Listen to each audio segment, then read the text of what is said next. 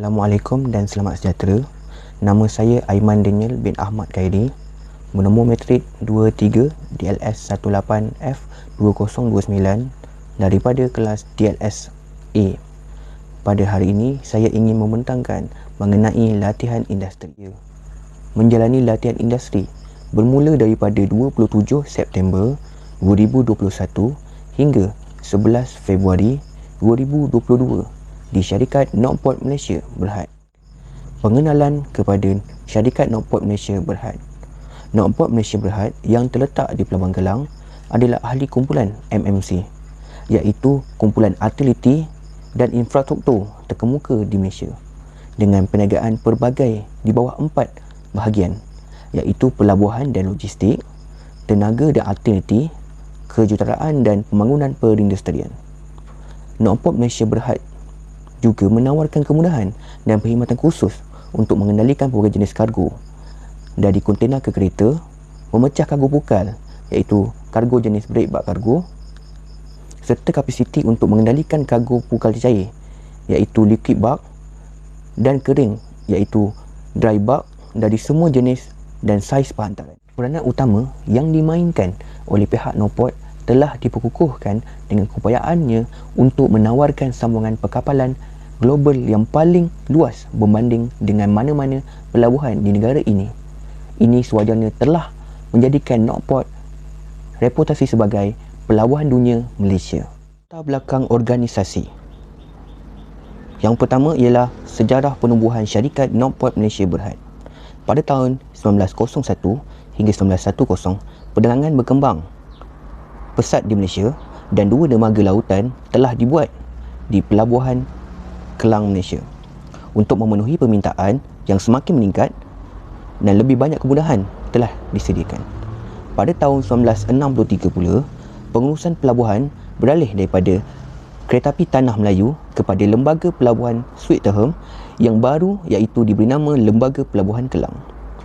Pada tahun 1986, terminal kontena PKA ataupun Pelabuhan Kelang Authority menjadi kemudahan pelabuhan yang pertama yang diswastakan kepada terminal kontena Kelang ataupun diberi nama KCT.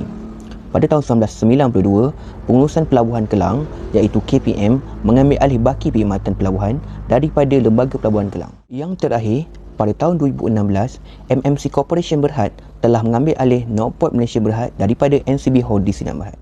Aktiviti-aktiviti yang dijalankan di syarikat Knockport Malaysia Berhad. Yang pertama ialah perkhidmatan kontena.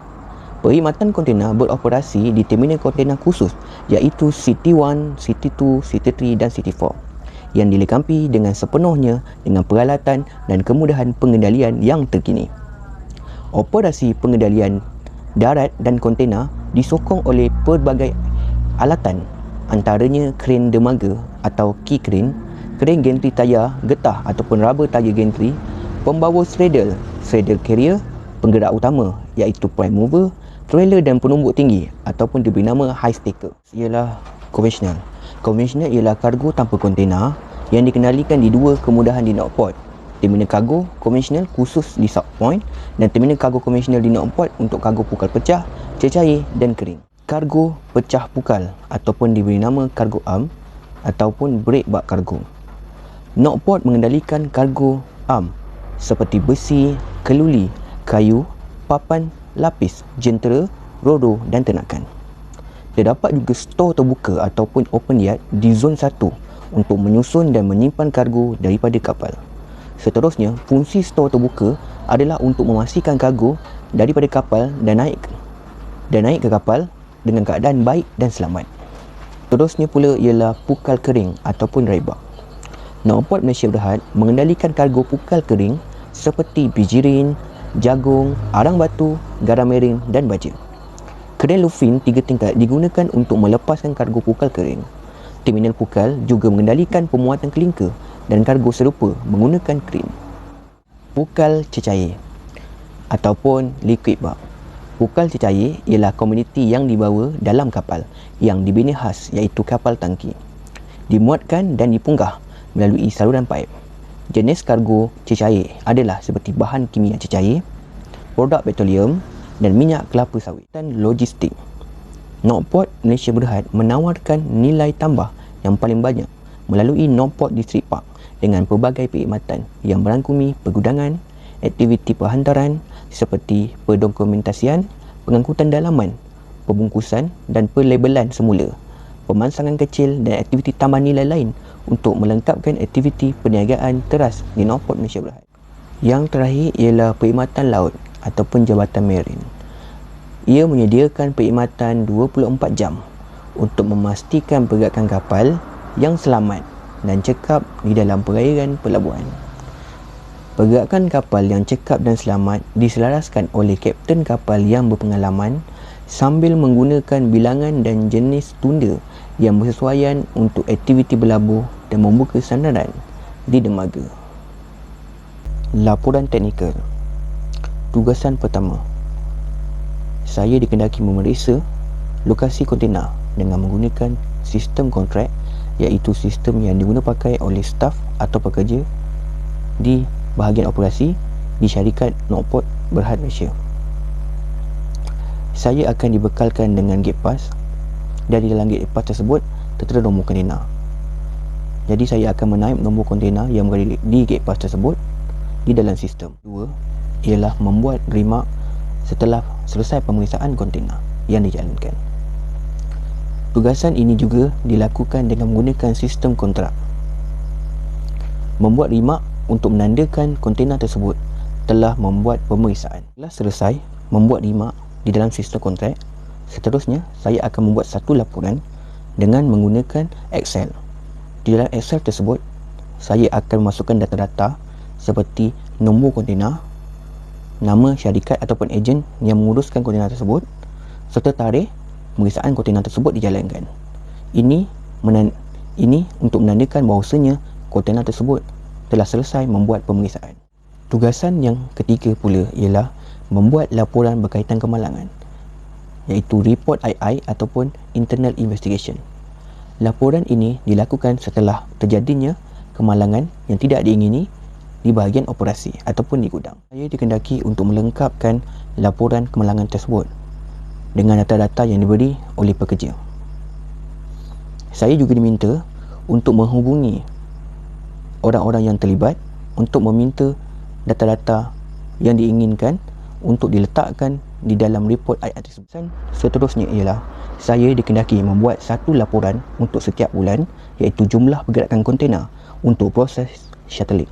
Shuttling ialah proses di mana pemandu lori akan membawa kontena daripada tempat penyimpanan kontena ke gudang pelanggan, iaitu pelanggan yang menyewa gudang di Northport Malaysia Berhad. Data akan dibagi oleh syarikat pemandu lori tersebut, iaitu syarikat Kontena Nasional dan juga Gerak Selesa. Data yang mereka beri saya akan kumpulkan dan saya akan jumlahkan keseluruhan mengikut hari. Dan setelah selesai jumlah keseluruhannya, saya akan membuat laporan dengan menggunakan Excel dan memasukkan data-data tersebut ke dalam Excel tersebut ataupun laporan tersebut. Tugasan kelima pula ialah saya dikendaki untuk mengira jumlah cas proses untuk fumigation di dalam SSR, iaitu Special Service Request. Ianya ialah satu dokumen di mana pihak pelanggan yang menggunakan servis di Northport perlu mengisi untuk menggunakan khidmat. Pihak pelanggan akan memberi SSR tersebut berserta sekali dengan IID, iaitu Integrated Import Document, yang mengandungi butiran-butiran seperti jumlah berat kargo tersebut serta jumlah isi padu kontena tersebut. Cara untuk mengira jumlah cas fumigation, proses fumigation ialah RM4.5 darab dengan 2 darab dengan jumlah isi padu kontena tersebut yang terdapat di dalam IID yang diberi. Tugasan yang keenam pula ialah saya dikendaki untuk menjaga tempat isi minyak, di mana di tempat isi minyak ini pemandu forklift serta pemandu lift stacker akan mengisi minyak.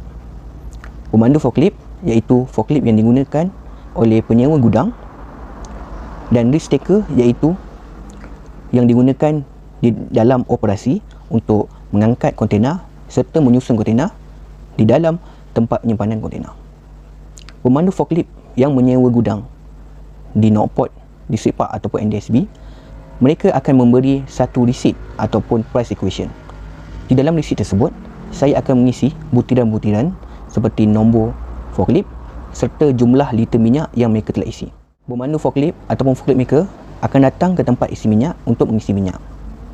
Setelah mencatat dan merekod nombor forklift serta jumlah liter yang diisi, receipt yang mempunyai 3 salinan iaitu berwarna putih, kuning dan juga berwarna merah. Untuk warna putih dan biru ataupun warna kuning, saya akan simpan dan akan bagi kepada pekerja yang menjaga tempat mengisi minyak tersebut untuk membuat pengiraan. Untuk salinan yang ketiga iaitu berwarna merah, saya akan bagi kepada pemandu forklift tersebut untuk syarikat mereka membuat pengiraan. Untuk RS ataupun risk taker untuk mengisi minyak, jumlah liter keseluruhan isi minyak untuk RS, saya akan merekod saja jumlah liter tersebut di dalam kertas. Kesan terakhir yang saya lakukan ialah membantu staf di gudang dangerous good ataupun DG untuk proses kargo DG keluar dan masuk. Ataupun pihak forwarding akan datang serta membawa pemandu lori serta lori untuk datang ke gudang. Pihak ejen akan membawa satu dokumen iaitu dipanggil IID ataupun Integrated Import Document untuk diberikan kepada staf untuk membawa barang DG mereka untuk keluar dan letakkan di atas di dalam lori. Saya akan mengambil IID tersebut dan dalam IID tersebut terdapat marking ataupun nama barang tersebut serta jumlah barang tersebut. Saya akan memeriksa serta mencari barang tersebut ataupun kargo DG tersebut dengan betul dan tanpa salah. Setelah saya memeriksa dan yakin kargo tersebut adalah kargo yang tertera di dalam IID tersebut, saya akan memanggil kontraktor iaitu yang membawa forklift untuk mengangkat kargo tersebut untuk diletakkan di dalam lori. Setelah hampir 6 bulan saya menjalani latihan industri di dalam syarikat Nokport Malaysia Berhad, saya mendapat pendedahan dan pengalaman yang mendalam dalam situasi pekerjaan yang sebenar untuk industri logistik. Yang kedua ialah latihan industri ini dapat membantu saya untuk meningkatkan kemahiran dan pengetahuan menguruskan hal-hal yang berkaitan dengan tugasan dan cadangan. Saranan dan cadangan untuk pihak syarikat. Yang pertama ialah pihak syarikat seharusnya menggantikan jentera-jentera yang lama dengan jentera-jentera yang baharu supaya proses operasi yang akan berjalan akan menjadi dengan lebih cepat, kerana jentera-jentera yang lama mempunyai teknologi yang lama dan seringkali mengalami kerosakan. Yang kedua pula ialah pihak syarikat juga perlu menaik taraf sistem operasi yang diguna pakai oleh Jabatan Logistik Free Zone di NDSB, kerana sistem yang diguna pakai di sana ia lebih kepada secara manual berbanding dengan sistem yang diguna pakai di dalam terminal yang lebih canggih. Yang terakhir ialah pihak syarikat perlu kerap membuat pemantauan serta penyelenggaraan terhadap jalan raya yang diguna pakai oleh semua orang di yard NDSB serta gudang-gudang di NSB 1 dan 2 untuk memastikan jalan tersebut dibaik pulih serta kebanyakan jalan tersebut telah mengalami kerosakan serta ia dapat membahayakan pekerja serta orang awam yang melalui jalan tersebut. Saranan dan cadangan untuk pihak politeknik. Yang pertama ialah pihak politeknik perlu mengambil tahu tentang keadaan pelajar ketika menjalani latihan industri dengan sentiasa berhubung dengan pihak syarikat. Yang kedua pula, pihak politeknik juga perlu mengadakan lawatan ke syarikat untuk memantau situasi pelajar dan melihat bagaimana pelajar menjalankan tugasan-tugasan yang diberi oleh pihak syarikat. Yang ketiga, pihak politeknik dan pihak syarikat perlu menjalinkan hubungan yang sangat baik supaya program latihan industri akan lebih berjaya. Dan seterusnya, pihak syarikat akan menerima pelatih-pelatih yang lain daripada pihak politeknik untuk menjalani latihan industri di syarikat. Pihak politeknik juga perlu peka dengan tugasan-tugasan yang diberikan oleh pihak syarikat kepada pelajar. Ini adalah cara untuk melindungi pelajar daripada menjadi mangsa buli oleh pekerja di dalam syarikat. Sekian, terima kasih dari saya.